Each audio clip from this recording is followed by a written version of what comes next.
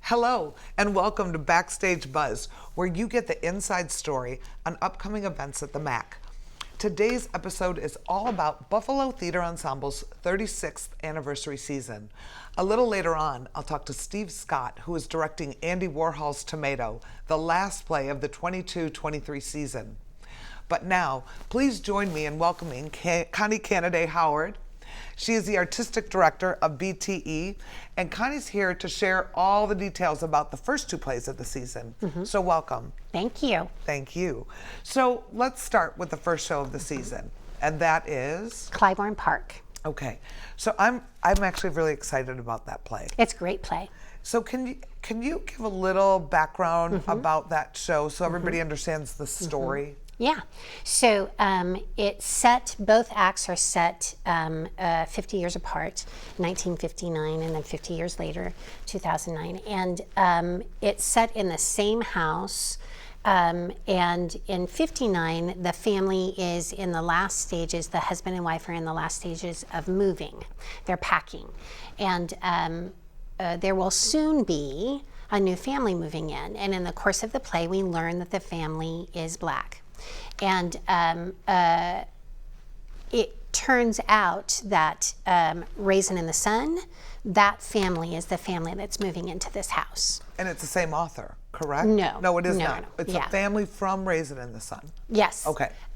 I'm sorry, we never see that family. Okay. We see the family who's moving out. And the neighborhood is, some of the people in the neighborhood, not the entire neighborhood, are up in arms because it's the first family to move into a white neighborhood. Okay.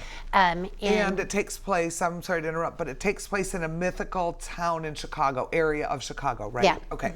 And then 50 years later, it's a white family who's moving in to the house, and they really are trying to do a lot of changes, which will, the community, which is now primarily African American, is concerned with the effect it will have on the neighborhood, which is a historic neighborhood. So there's controversy there too. It is, extremely timely, I think. It's also very funny. It's very cutting, but it's very funny. And it's really about, perception and perspective and how we have different ones and realizing that as we move forward. So I think a lot of people easily like to say that this is a play about race, but I think it's more, right? Because isn't it also about all kinds of different ways that people misjudge and mistreat and stereotype people? Correct. And it's about economic divides and social perspectives. There's a reason it won both the Pulitzer and the Tony. It's a great play show. So are these cast yet?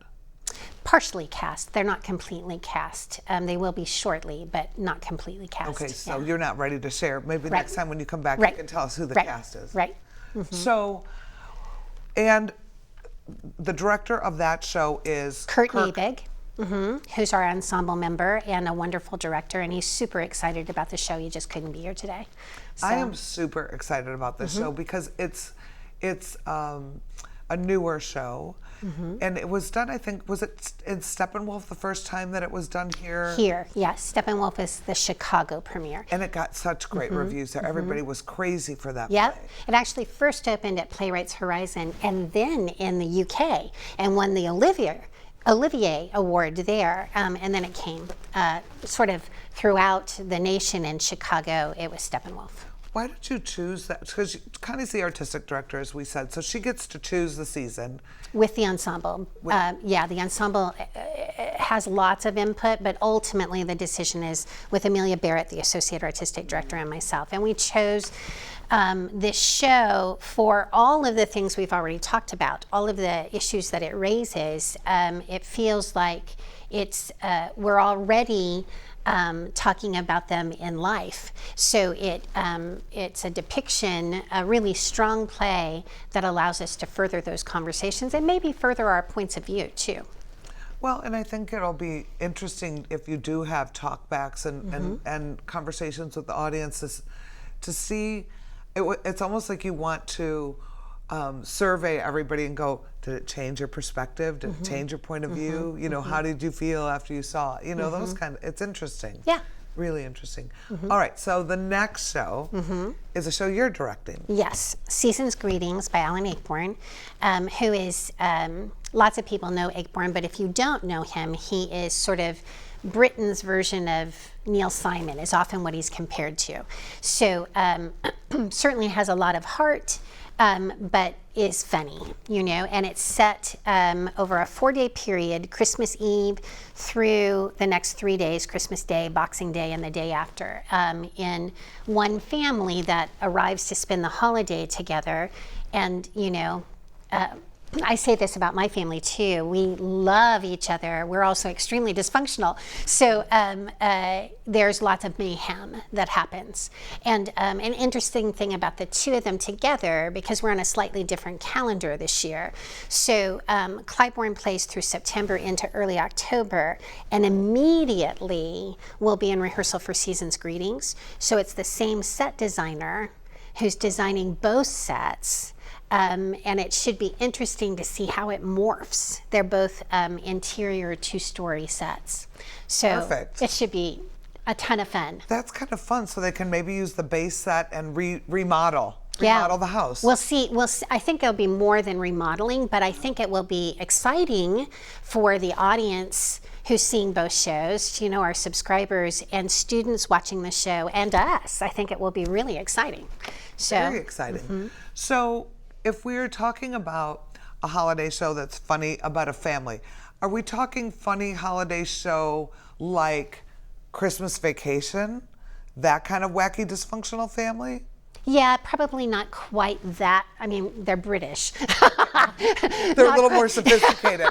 And we never see the kids. There are kids, but the scenes are with the adults. So it's more like the aftermath of the day kind of thing. Yeah. Oh, fun. Yeah. Fun. And how many people do you think will be in that cast? 9. It's a cast That's of a 9. big cast. Yeah. That's a big cast for Yeah. BTE. It is. That's exciting. It is.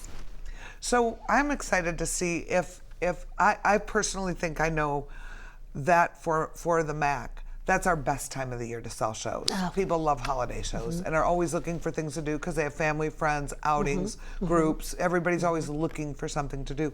So I hope that it's a successful time slot. You know, too. Me too. Maybe it's something we can do more often. Yeah.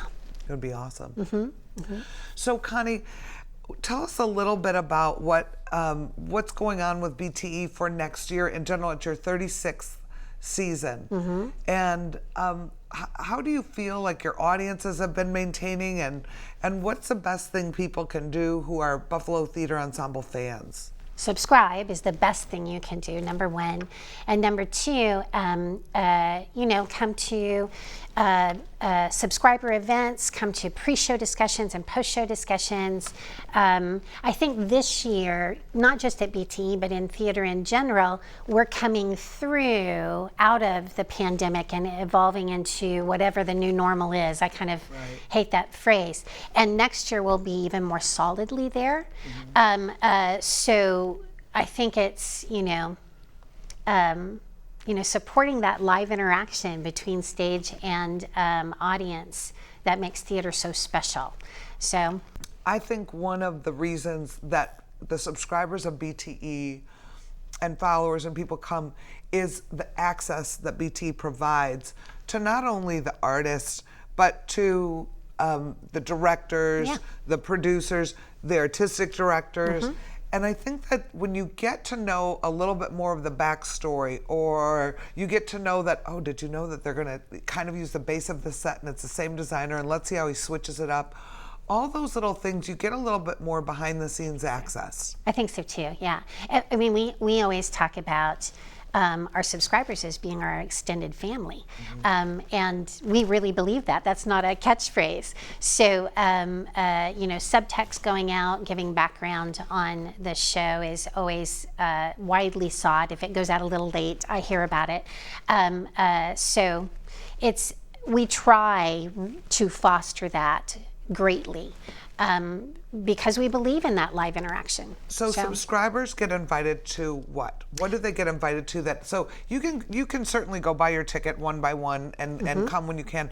But I think one thing that everybody should know is we started a Flex Pass option, which you can buy a Flex Pass, which gives you a ticket to one of each of the shows, and then you can just choose and come when you want, but you get the discount of being a subscriber, and you get invited to subscriber nights, which are backstage views. Sometimes they're literally backstage, something that happens like a fight choreography rehearsal or a dialect coaching session or an open rehearsal.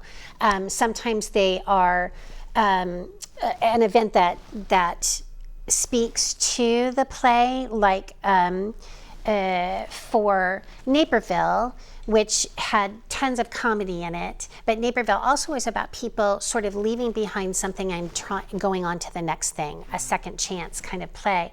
And so the subscriber event, which was very well attended, was our Director of Student Affairs, Natanya Montez, gave a talk about the stages of grieving, like the stages of anger or anything, and then it was a talk back and forth, and it was very spirited. So it depends upon the play, and we haven't decided what those three are for this year for each show.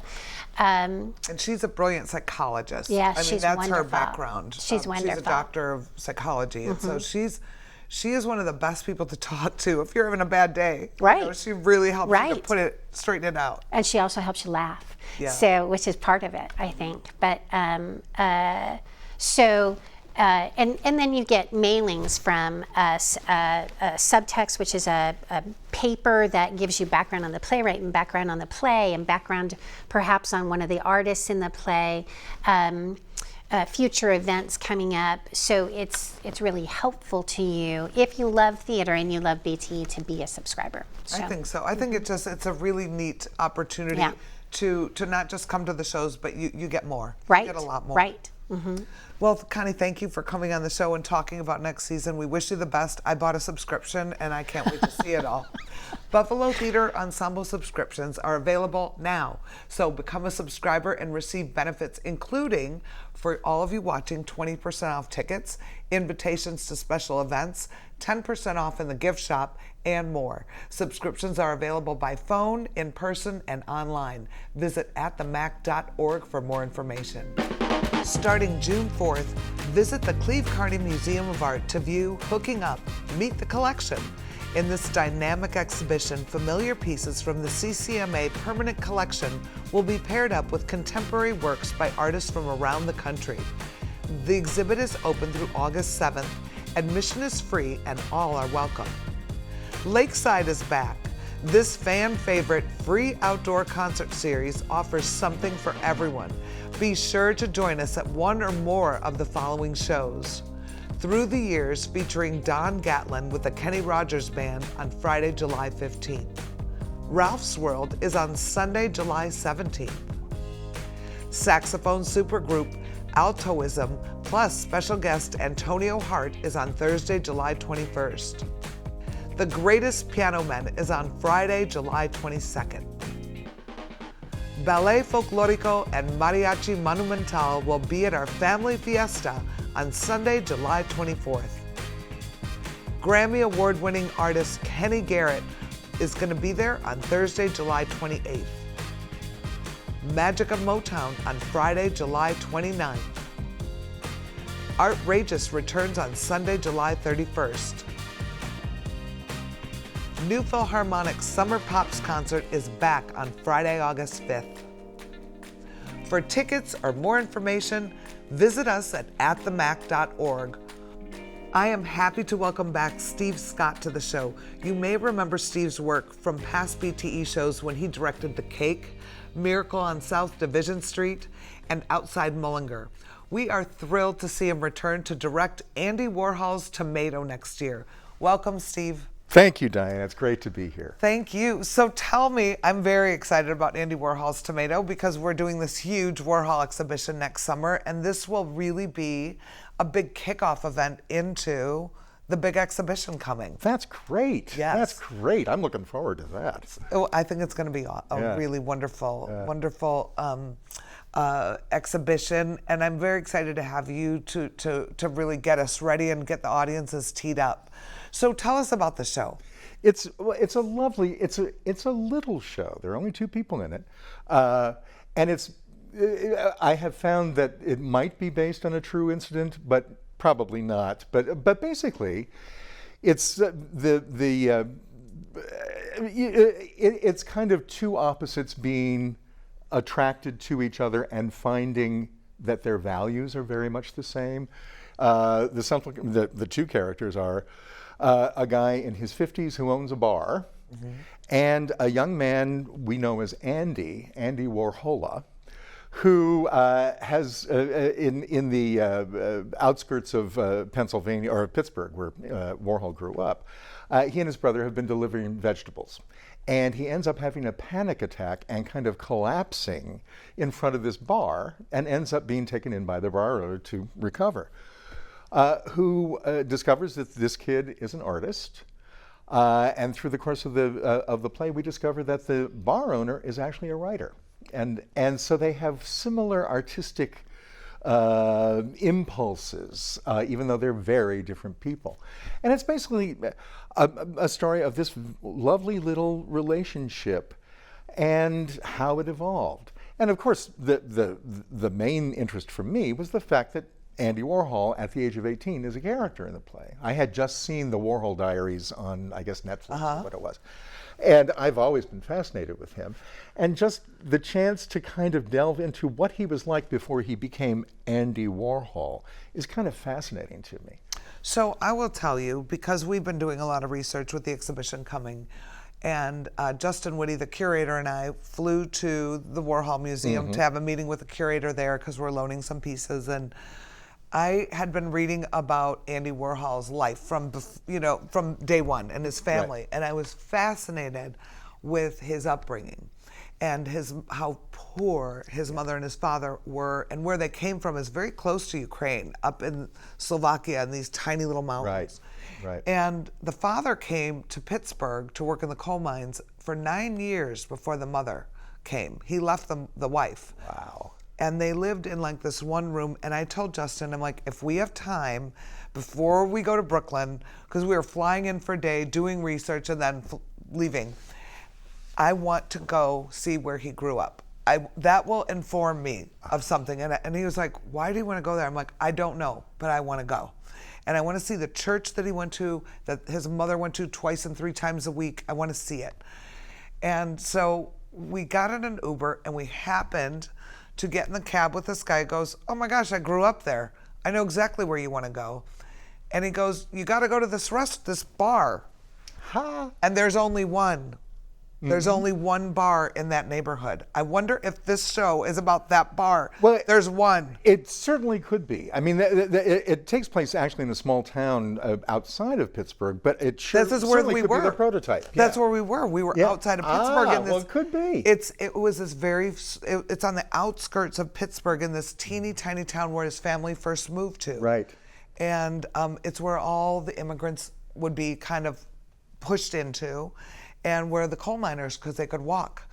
And it was just fascinating. So when you talk about this bar, I'm like, could it be that bar? The one restaurant bar in the neighborhood. Well, and as I was reading the script again last week, one of the towns that they reference is McKeesport, which is where I was born. Wow. So it's kind of like, oh, well, I guess I should be doing this play. This is great. It's a lovely little play, as I say, but it presages everything that Andy Warhol came to kind of stand for, and we see him develop his kind of artistic sensibility through the course of the play. It's really just fascinating. So when we see this Andy Warhol in the play, is it a more honest Andy Warhol, or is it the personality of the quiet, shy, timid avant-garde guy? It's a combination. He is a very shy and rather frail 18-year-old. But we see flashes of that determination that made him who he was. I mean, he has very definite ideas, even at that age, about what art should be, what he thought his art should be. The main plot point is about the painting of a sign for the bar, and what the guy who owns the bar thinks it should be, and what Warhol thinks it should be. And of course, Warhol is right. He creates a sign that's beautiful and attracts lots of people. But you do see flashes of who he's going to become. But you know what I think makes him so fascinating is he is more than an artist. He Yes. is a brilliant marketer Absolutely. and brander. And his whole beginning of his career was in advertising. Yes, no, he majored in commercial art. Right. And this shows that. And he Oh, I had love that. an incredible marketing mind even at that age.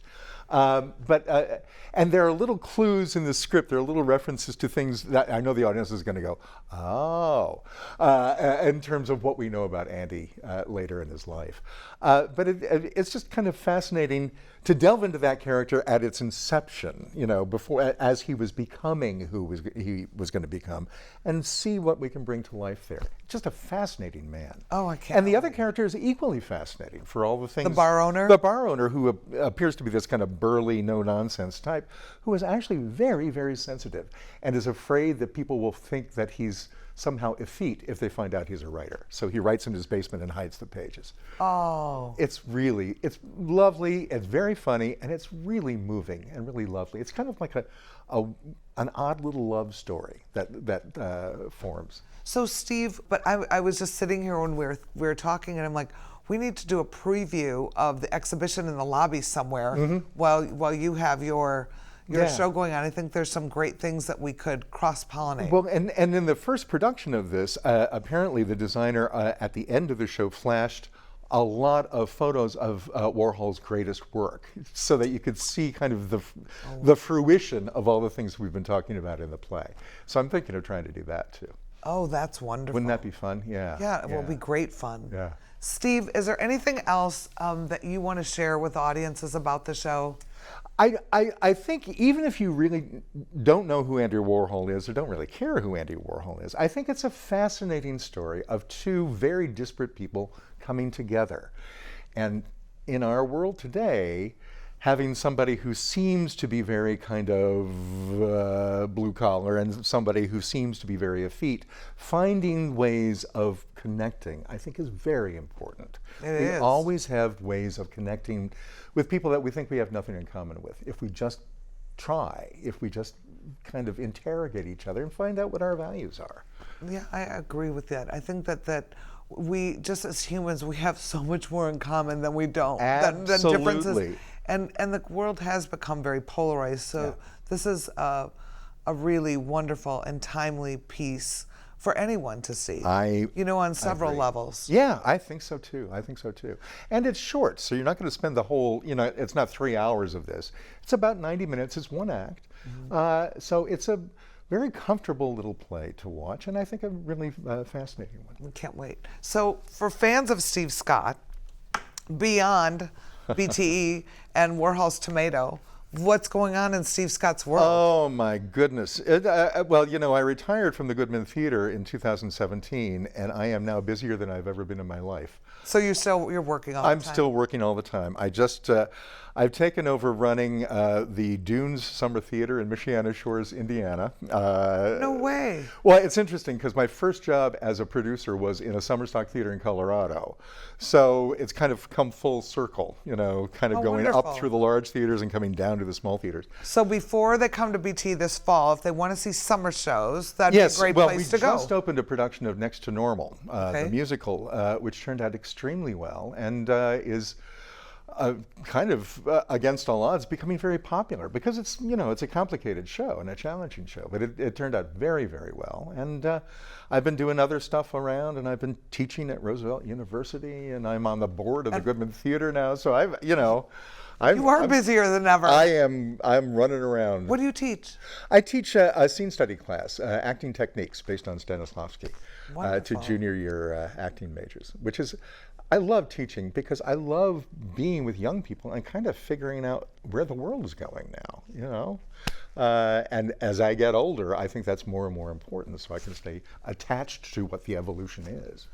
And just to understand them and see what Yeah. they're talking. It is fun, isn't it? It's really fun, and the group that I have this year especially is very open. They were so glad to be back in person after 2 years on Zoom, which helped, which was tough for them. But they were so exuberant, and they loved what they were doing so much. It always kind of makes me revisit that kind of young person in me and re-love what I've chosen to do for the last, 50 years. We are so lucky to have you as a part of now the Michiana and Chicago and Glen Ellen theater community, and sharing your talent and your experience and your art. And we are so excited about seeing your show this spring. So remember to make your BTE subscription now for the best seats and availability. You don't want to miss any one of these 3 great shows next season. For tickets, visit atthemac.org. That's all the time we have for today. Thank you for watching, and we look forward to seeing you at the theater and next time on Backstage Buzz. Thanks for watching.